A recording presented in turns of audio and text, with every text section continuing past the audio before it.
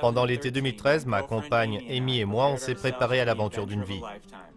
Un parcours à moto de 146 jours à travers les 33 divisions administratives de Chine.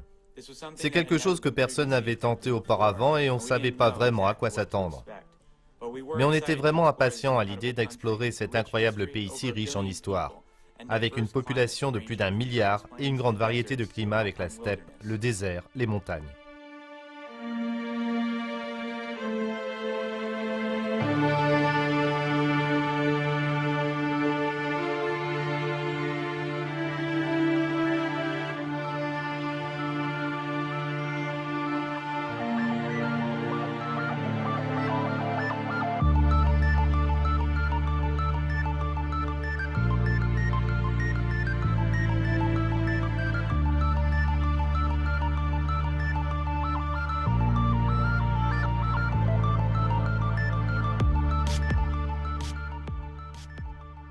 Nous sommes le 19 juillet 2013.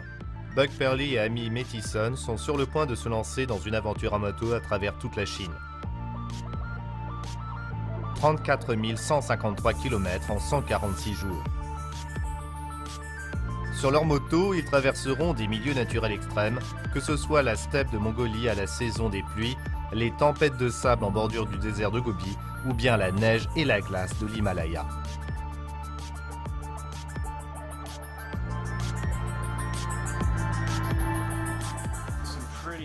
Aujourd'hui, on est passé sur des portions de route plutôt dangereuses qui étaient en travaux. C'est pas parce qu'on est encore en rade que tu peux me jeter. On arrivait à se faufiler et puis on a fini par se retrouver dans un bouchon. C'était un gros accident avec un camion complètement défoncé. J'aime pas ça quand tu te casses en deux et qu'au final t'as rien à montrer. Le vent est chargé de glace et ça gèle absolument tout. Le moteur s'est juste arrêté. D'abord il s'est pas mal emballé et puis il s'est arrêté net. Impossible de redémarrer.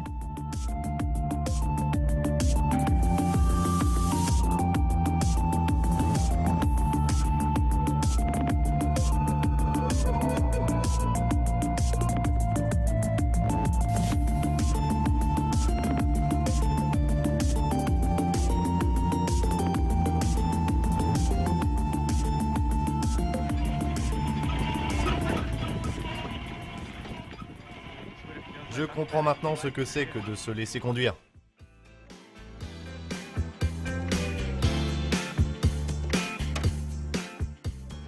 Buck est originaire de New York. En 2006, il effectue son premier voyage en Chine et tombe amoureux du pays.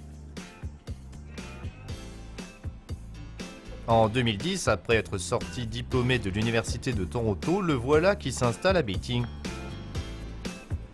Aujourd'hui, il y travaille comme concepteur de sites web et consultant marketing. Buck est quelqu'un de très ouvert et quand vous travaillez avec lui, vous vous sentez très relax. Il est très efficace dans son travail. Lorsque vous avez un problème, vous allez juste lui parler directement et la tâche que vous lui donnez, il va la mener à bien très rapidement.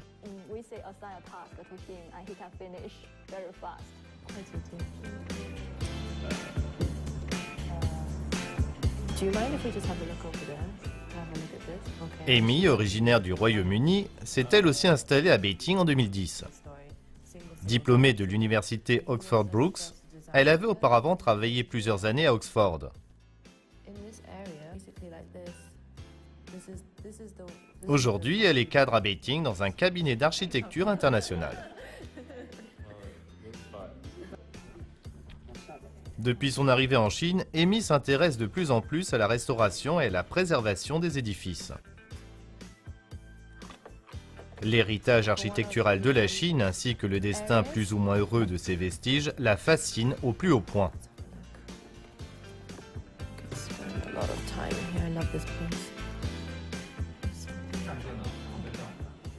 Amy a d'ailleurs créé un site web en anglais consacré à la restauration des édifices de Chine. Ce site web unique en son genre lui permet de partager ses recherches et ses points de vue sur la question.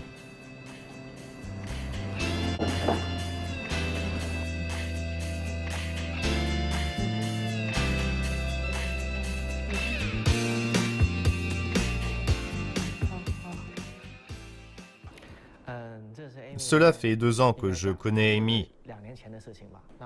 On cherchait des experts en architecture traditionnelle. Et puis on est tombé sur ce site web très intéressant sur la restauration des édifices historiques en Chine. Alors on a invité Amy à venir nous présenter son travail. C'est là qu'on a compris que c'était la personne qu'il nous fallait. J'ai trouvé ça très plaisant d'avoir une étrangère qui puisse nous apporter un point de vue original dans le domaine de la restauration des bâtiments anciens chinois.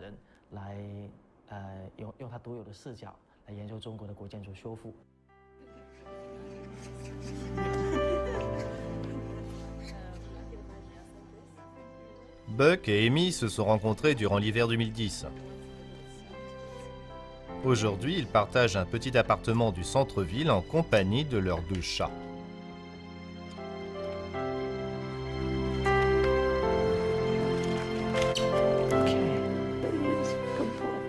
Ça, c'est Simba, on l'a eu tout petit. C'était un chat errant et c'est le chat le plus gentil du monde. Il adore les gens, il est toujours dans vos pattes. Quand on l'a trouvé dans l'allée, il était vraiment tout petit. Et nous avons encore un autre chat abandonné lui aussi et qui est un peu timide.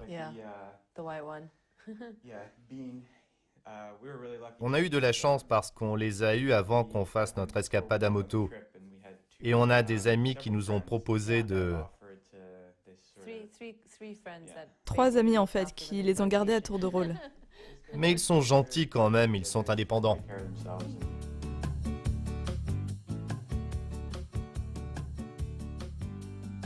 Début 2013, Amy et Buck commencent à planifier leur voyage. À l'origine, ils comptaient juste passer 1 mois ou 2 à vadrouiller jusqu'à la province du Yunnan, dans le sud-ouest du pays. Mais voilà que leur ambition devient incontrôlable et qu'ils décident carrément d'essayer de figurer sur le Guinness des records en faisant un périple à moto à travers les 33 divisions administratives de Chine. Ce ne fut pourtant guère long entre l'idée et la mise en pratique.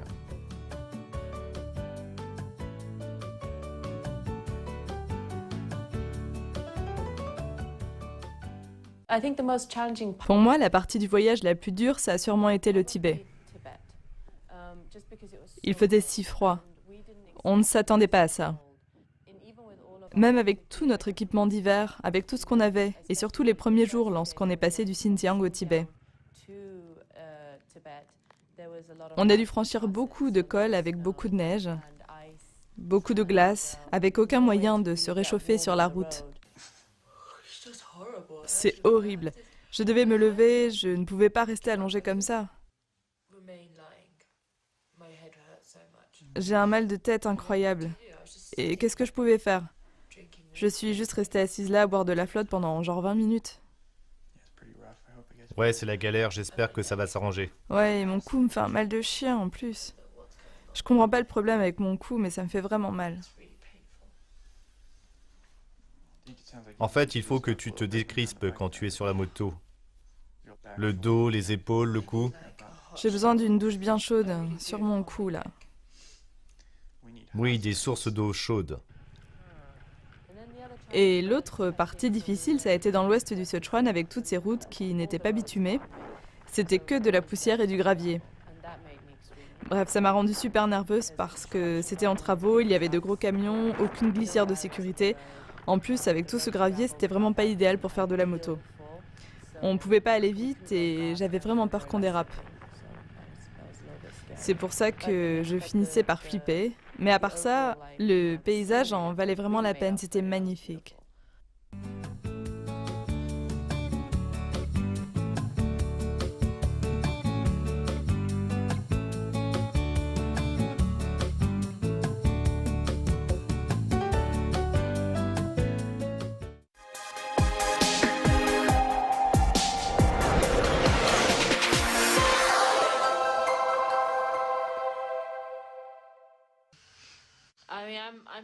Oui, c'est vrai que je suis crevée, mais pas autant que lui, parce que c'est lui qui conduit. Je vous dis pas le soulagement que c'est quand on passe sur une portion de route goudronnée.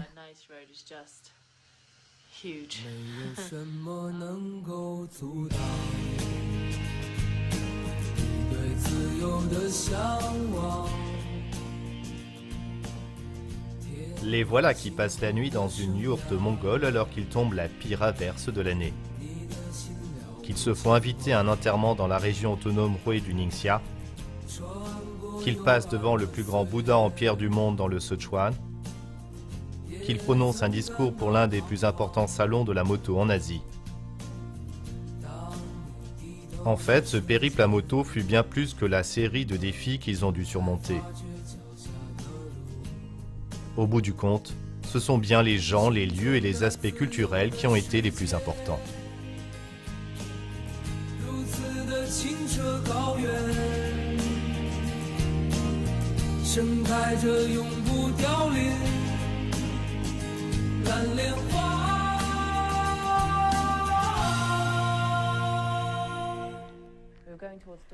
On était en route vers Dunhuang.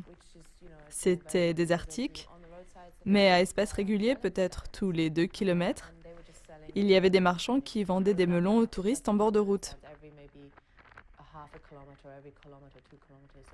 Alors on s'est arrêté et on a dit qu'on voulait les goûter pour voir.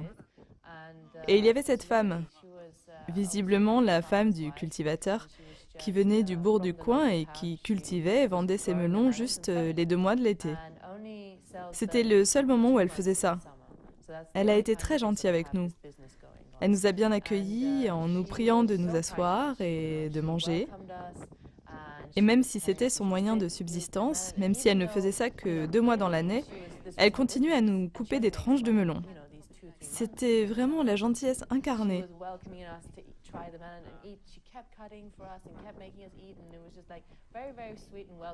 On a voulu la payer, mais elle a carrément refusé.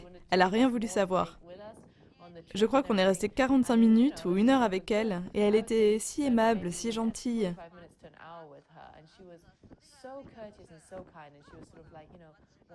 Elle voulait savoir les mots qu'on disait en anglais pour « asseyez-vous » ou « mangez-en plus ». Et vous savez combien d'étrangers elle va voir passer dans l'année? 1 ou 2? Mais elle voulait apprendre pour pouvoir s'adresser aux autres étrangers et j'ai trouvé ça trop mignon. Et ça, c'est juste un exemple de ces gens qui possèdent peu. En comparaison avec nous, c'est forcément très très peu. Et qui pourtant n'hésitent pas à vouloir tout partager. Et ça, tout au long de notre périple, ça m'a beaucoup aimé.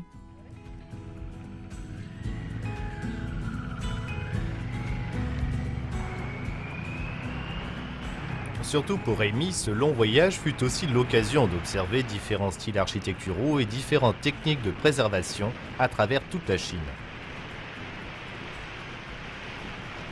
Ainsi, non content de prendre des notes et des photos tout au long du chemin, ils firent également un site web retraçant leur parcours. Voici le site web qu'on a créé. On a mis ça en place avant de partir, l'idée étant de tenir un carnet de route quotidien dans lequel on pouvait faire connaître notre progression et ce qui se passait sur la route à nos amis, à nos parents ou à n'importe qui d'autre intéressé par le projet.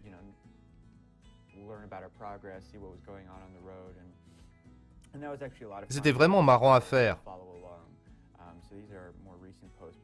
Comme vous voyez, il y a des messages plus récents, des messages du dernier jour sur la route quand on a finalement terminé sur la côte Est et que c'est devenu brumeux et froid. C'était cool, quoi.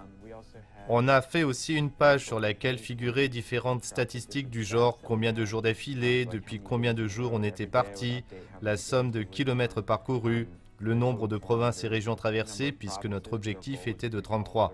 Donc les chiffres augmentaient au fur et à mesure. On émettait aussi un signal GPS pour qu'il soit possible de suivre notre itinéraire avec une petite icône qui se déplaçait. Je mettais à jour les données 2 fois par semaine. Je pouvais mettre à jour la carte, ce qui était cool. Le périple leur permit aussi de récolter des fonds pour un organisme de charité qui offre des repas gratuits aux enfants des régions rurales.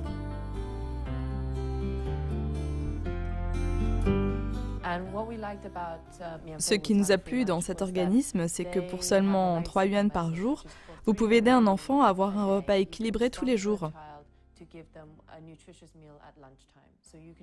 Vous leur payez un repas en fait. Leur but, c'est de s'assurer que les gosses puissent avoir tous les jours de la viande, des légumes et du riz, et peut-être de la soupe, des œufs ou ce genre de choses, un repas nourrissant quoi. La raison pour laquelle ils ont monté ce projet, c'est pour que ce soit accessible aux enfants qui viennent de lieux très isolés, comme les régions montagneuses par exemple, et pour lesquels il est très difficile de se rendre à l'école.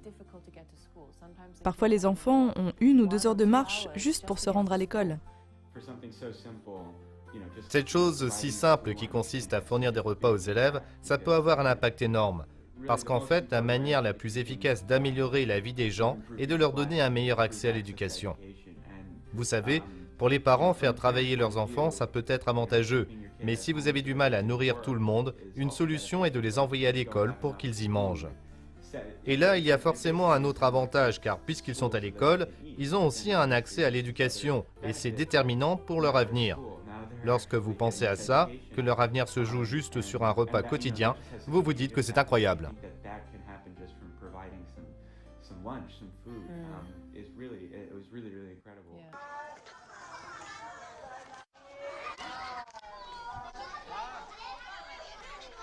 Avant de partir, leur objectif était d'atteindre 19 000 $, une somme suffisante pour nourrir les enfants de 2 écoles pendant toute une année.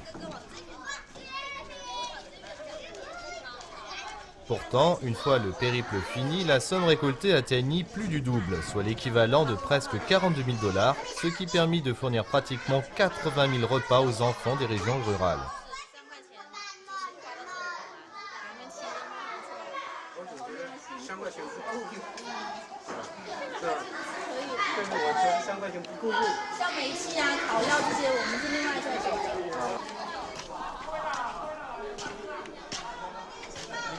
Vous aimez les motos ? Ils n'avaient jamais vu de moto comme la vôtre, ils sont curieux.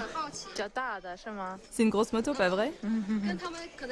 C'est parce qu'ici, dans les montagnes, le principal moyen de transport, c'est la moto, mais la vôtre est différente. D'accord, oui. Notre moto est de fabrication chinoise. C'est une moto chinoise?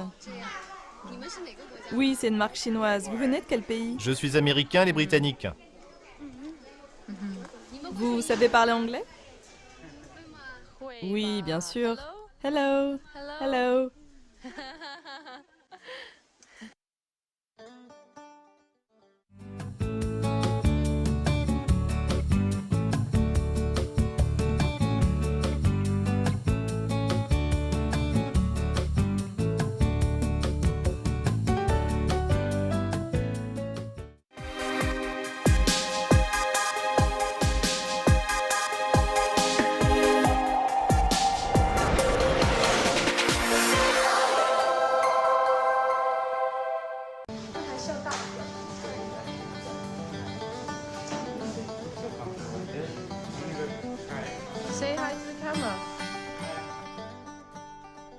On demande souvent à Buck et Amy comment ils se sont débrouillés pour entasser sur une moto tout ce dont ils avaient besoin pendant 5 mois.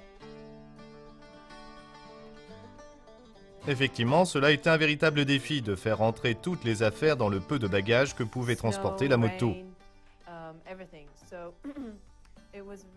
Il leur fallait pourtant s'équiper pour l'été, pour l'hiver, pour la neige, pour la pluie, mais aussi prendre avec eux du matériel de camping, des sacs et tapis de couchage et de quoi faire la cuisine. Enfin, les outils et les pièces de rechange étaient nécessaires au cas où il faudrait réparer la moto. Donc voilà toutes les affaires que j'ai pu prendre pour 5 mois. En gros, je n'avais qu'un change avec en plus l'équivalent en chaud pour l'hiver. Donc là, ce sont d'autres trucs, du genre des médicaments, des trucs pour purifier l'eau. Lorsqu'on campait, on n'avait qu'à trouver de l'eau et ajouter ces produits-là et faire bouillir. Ça m'a sauvé la vie parce que je l'ai utilisé pour laver toutes nos affaires pendant 5 mois dans les lavabos d'hôtel. Et là où c'était possible en fait. J'ai toujours utilisé ça. Après on avait aussi ça et c'est vraiment du luxe. Au Tibet, par exemple, j'utilisais un sachet par jour pour me garder au chaud les mains et les pieds. Des petits trucs comme ça, quoi. Il y a aussi cette poche à eau pour traverser les zones désertiques. Il faisait si chaud. J'avais un sac à dos avec la poche à eau dedans, et en fait, je calais le sac à dos comme ça, contre moi, pendant qu'on roulait, parce qu'on n'avait plus d'espace, pas plus que ça. Et puis encore du matériel de camping, genre lampe frontale, pas mal d'appareils électroniques. Je laisserai Bug vous les présenter. 2 appareils photo, celui-là que j'avais toujours sur moi, comme ça. Quand on s'arrêtait et que je voyais un truc intéressant, je pouvais de suite le photographier. Et puis l'autre un peu moins bien. Et puis ça, c'est intéressant. On avait un carnet destiné à servir de preuve pour le Guinness des records. Tous les hôtels devaient le signer. Le carnet, ils l'ont gardé. Ah oui, c'est vrai. C'est toujours le Guinness qui l'a. Et puis on a aussi tous nos journaux parce qu'on devait prendre des notes tous les jours où on était sur la route. Le soir, on faisait un journal vidéo qui durait 2 ou 3 minutes, sans oublier non plus le carnet qui retraçait notre état de santé. Bref, on avait plein de carnets. Alors on devait souvent en envoyer à Beijing lorsqu'ils étaient pleins. Ici, j'ai quelque chose que je trouve très spécial. C'est une bannière. C'était pour l'organisme de charité. Oui, c'était pour les repas gratuits des enfants. En fait, les inscriptions, c'est les différents lieux où on est passé, les gens qu'on a rencontrés. Je trouve ça cool. Et ce qui est unique en Chine, c'est qu'en plus, on a différentes langues. Oui, il y a du tibétain et nous avons du mongol aussi.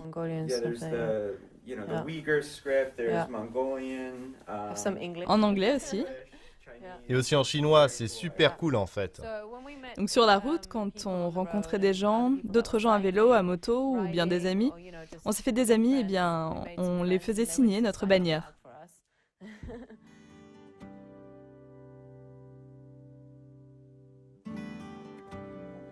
C'est durant la fête du printemps 2014 que Buck et Amy ont eu la joie de recevoir le certificat officiel du Guinness World Records. Leur tour de Chine à moto était officiellement reconnu comme un record du monde.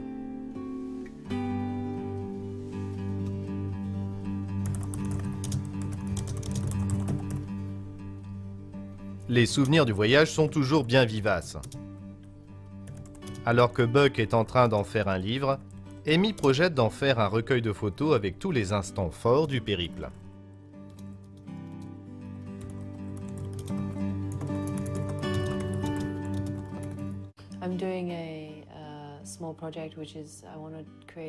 Le petit projet que j'ai actuellement, c'est de créer un recueil de photos parce qu'on a pris beaucoup de photos tout au long du périple.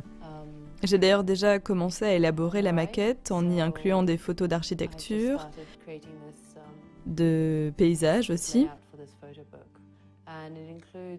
de toutes sortes d'expériences intéressantes qu'on a eues.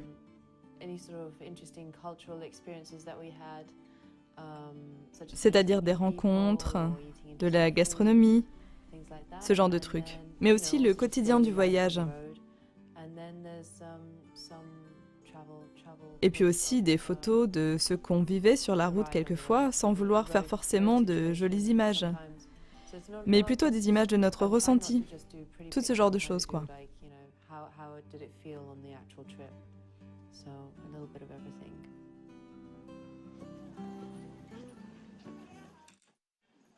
Avec autant d'amis dans la ville, Buck et Amy ont des difficultés à s'imaginer quitter Beijing.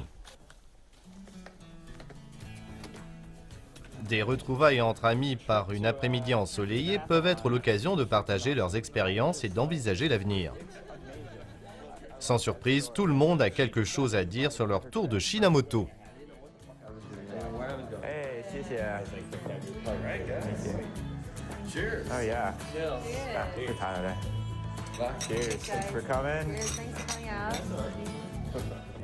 Lorsqu'ils m'ont parlé de leur projet, je leur ai dit « Ok, allez-y ».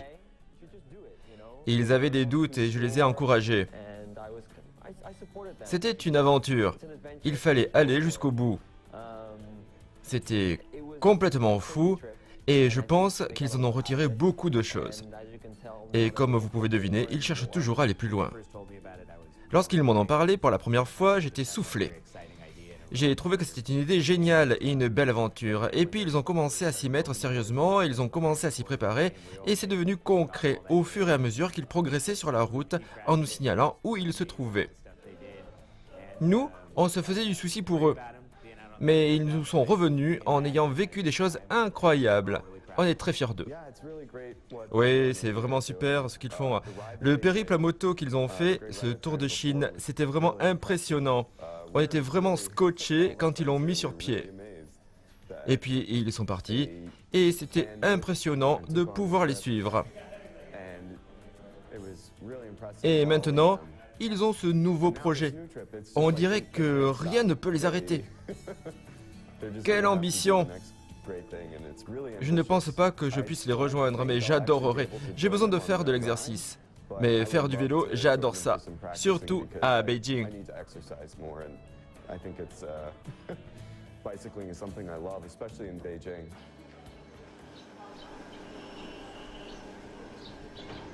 Buck et Amy préparent actuellement un nouveau et audacieux périple pour l'été prochain. Un parcours de 24 heures à vélo à partir de la cité interdite de Beijing jusqu'à Lalongkou, la portion de la Grande Muraille qui rejoint la mer à Tiruandao. Après notre tour de Chine à moto, on s'est dit qu'on pourrait faire du vélo. En Europe, il existe un parcours à vélo très populaire qui va de Londres à Paris et qui s'effectue en 24 heures, donc entre deux villes historiques et qui se finit sur les Champs-Élysées. On s'est alors demandé ce qui pourrait être l'équivalent en Chine. Et en observant la carte, on s'est aperçu qu'entre la cité interdite au centre-ville de Beijing et l'endroit où la Grande Muraille rejoint la mer, ça fait à peu près la même distance qu'entre Londres et Paris. Alors à présent, on s'entraîne pour être prêt à effectuer ce parcours en 24 heures. Un parcours qui représente à peu près 300 km. C'est vraiment un projet qui nous enthousiasme, d'autant plus qu'on a un partenariat avec un organisme de charité créé par deux amis et qui s'appelle Education Insight. Son objectif est d'aider les enfants malvoyants à avoir des lunettes afin qu'ils puissent voir le tableau et faire aussi correctement leurs devoirs. On trouve ça génial. Bon, on y va? Ouais, c'est parti.